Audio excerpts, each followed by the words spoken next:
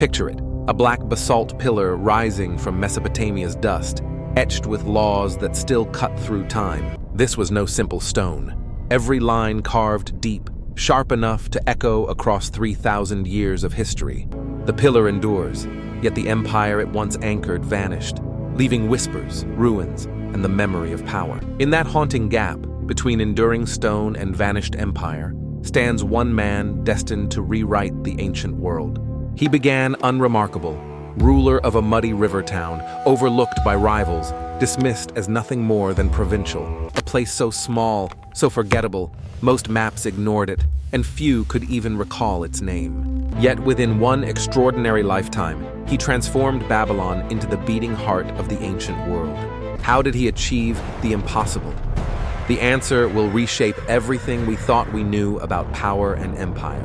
The year is 1792 BCE. Mesopotamia is a patchwork of city-states, each hungry for power, wealth, and supremacy. Babylon, Hammurabi's inheritance, was the runt of the litter, small, overshadowed, and largely dismissed by its proud neighbors. A modest 15,000 people clung to the Euphrates, their city dwarfed by rivals and starved of influence. Larsa dominated the date trade routes, funneling vast wealth into its coffers and towering above weaker Mesopotamian rivals.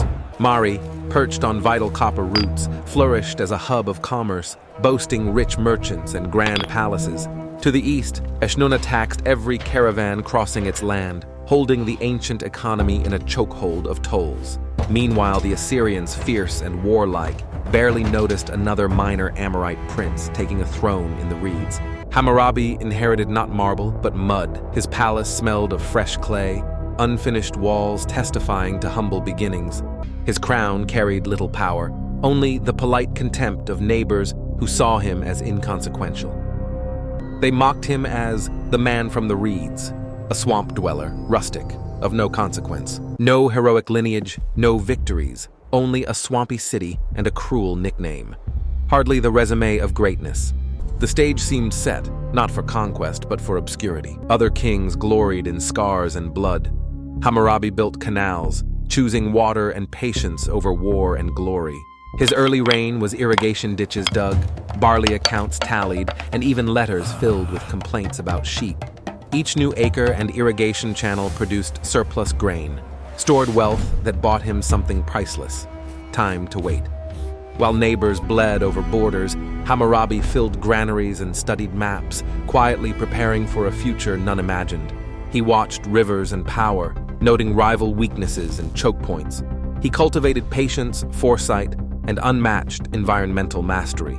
This quiet groundwork laid the foundations for explosive expansion yet to come.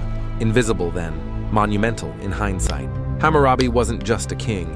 He was a strategist, playing the long game while others chased fleeting battles. When Rimsin of Larsa looked north, Hammurabi didn't recoil. He smiled, swore friendship, and sealed it with alliance. A royal marriage bound their houses. Princesses traveled south, merchants north, and trade flowed tax-free between Babylon and Larsa. Eastward, Hammurabi sent cedar gifts to Eshnunna, whispering hints of joint war against troublesome Elamite raiders. To Mari's Zimri Lim, he wrote brotherly letters of respect, while secretly counting Mari's chariots and probing their strength. Piece by piece, Hammurabi played each neighbor against the other, arranging the board for his decisive move. The spark came from water. Larsa's engineers diverted a vital Euphrates channel, choking Babylon's lifeblood overnight. Downstream, Babylon's carefully tended fields withered. Farmers watched in despair as their crops shriveled under a stolen river. Hammurabi invoked the gods, declaring divine outrage. He rallied his forces, not for glory, but for justice. Swift Babylonian troops stormed the canal head, shattered the diversion, and sent Euphrates waters rushing back home. Larsa protested treaties broken. Hammurabi shrugged, reminding them contracts cut both ways. Water rights bound them too. This victory was more than survival. Hammurabi proved the man from the reeds had sharp, unflinching teeth. Fresh from victory, Hammurabi turned northeast. Eshnunna, once confident, was now walking straight into his trap. Babylonian divisions struck from the west. Elamite mercenaries, secretly on Hammurabi's payroll, crushed Eshnunna from the east. Within weeks, Eshnunna fell. Babylon seized its treasury, overflowing granaries and river fords, the keys of Mesopotamian trade. Mari's king Zimri-Lim panicked. He doubled his palace guard, answering Babylon's letters now with trembling speed. The richest prize was Larsa, defended by triple walls. Taking it would demand strategy, endurance, and unmatched resolve. Hammurabi prepared for a year, mobilizing craftsmen and engineers. This was not war. This was an industrial effort. Engineers built siege ramps, smiths forged bronze rams, and priests prayed endlessly, every hand focused on conquest. The siege began like a grim chess game, scaling ladders for pawns, battering rams for bishops, patience for queens. 6 punishing months later, Rimsin's walls cracked.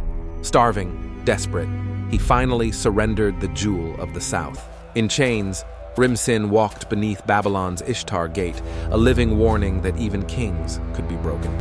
With Larsa's fall, all the south bowed. For the first time, the Euphrates Valley answered to Babylon. After Larsa's fall, Mary stood as the last obstacle, guarding the trade road from Babylon to the Mediterranean. Hammurabi invited Mari's king, Zimri-Lim, to Babylon, showering him with gifts, masking ambition beneath charm. Flattered, Zimri-Lim returned home reassured. He believed Mari's independence safe, yet nothing could be further from truth. Weeks later, Babylonian troops crossed the Euphrates at night, seizing river crossings and bottling Mari inside its walls. For 13 months, Mari resisted starvation and siege. At last, Hammurabi ordered the city burned to ash. Its archives and artisans were spared, carried to Babylon. Knowledge and skill became trophies of Hammurabi's victory. Smoke rose above Mari's ruins, visible for miles. The message was unmistakable. The age of compromise had ended. Conquest alone was chaos. Hammurabi knew he needed order, something lasting to bind his empire's many peoples together. He gathered judges, priests, and merchants. For 5 years, they shaped 282 laws, the foundation of imperial justice. Its prologue claimed divine command. Marduk appointed Hammurabi shepherd of justice, protector of the weak and poor. But the code itself was brutal in clarity. No whispers, only precise laws carved into black basalt. The greatest stele stood 8 feet tall in Babylon's temple square, a monument of law for all to see. Law became architecture, visible, immovable, public. For the first time, order itself was carved into stone. Step through Babylon's gates, 1760 BCE, a city alive with noise, fragrance, and the pulse of empire. Bread baked in communal ovens, bitumen-sealed walls, while nobles passed perfumed with exotic myrrh from afar. Canals hummed with barges carrying grain, wool, and shimmering lapis lazuli into markets overflowing with empire's bounty. In every stall, standardized weights brought trust. A shekel weighed the same in Babylon, Larsa, or Mari. Temple scribes kept astonishing records, population numbers, harvest yields, even the count of ducks in every village. This meticulous bureaucracy became Babylon's operating system, keeping Hammurabi's vast empire efficient, balanced, and constantly alive. Before Hammurabi, contracts rested on fragile oaths and family vengeance, breeding endless feuds instead of predictable order.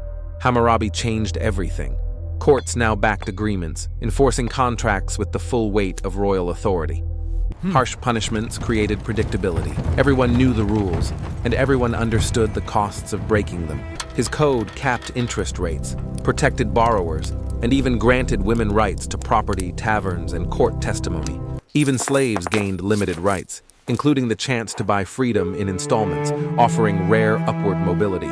Predictability made trade safe. Caravans swelled in size, Babylon's treasuries overflowed, and prosperity fed the empire's strength. Assyria watched uneasily. A wolf among wolves, they saw Babylon rising stronger, shifting Mesopotamia's balance of power.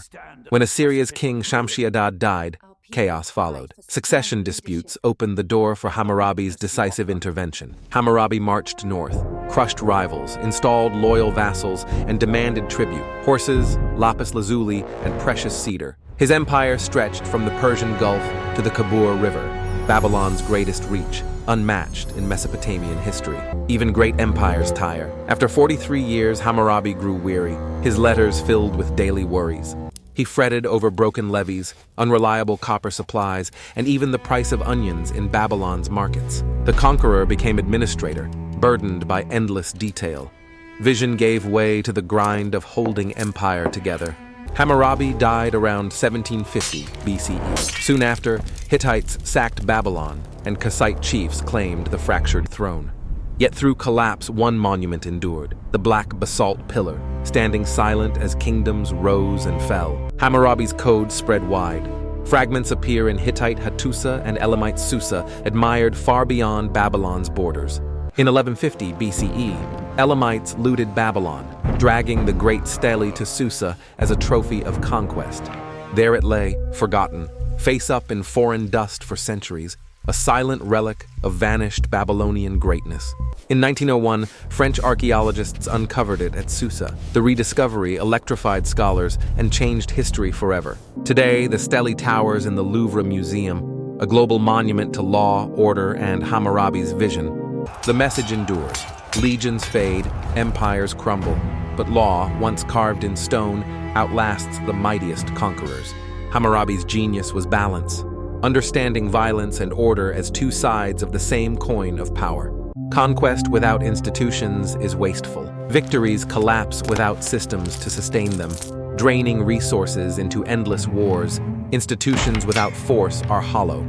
Laws ignored, contracts broken, scrolls useless without the credible threat of power. Hammurabi fused them. War funded administration.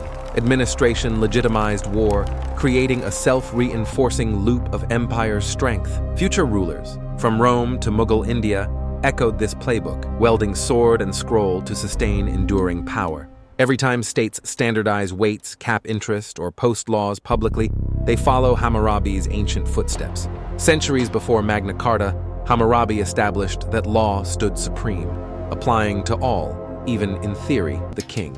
Even an eye for an eye, often misunderstood, shaped proportional justice, ensuring predictable consequence and societal stability. So next time you see a courthouse or contract, remember Babylon, the muddy town that dared to dream big. The pillar survived. Hammurabi, once mocked as the man from the reeds, ended with the world at his feet. Thanks for watching. Subscribe for more stories of history's empires, their lessons, and echoes in our modern lives.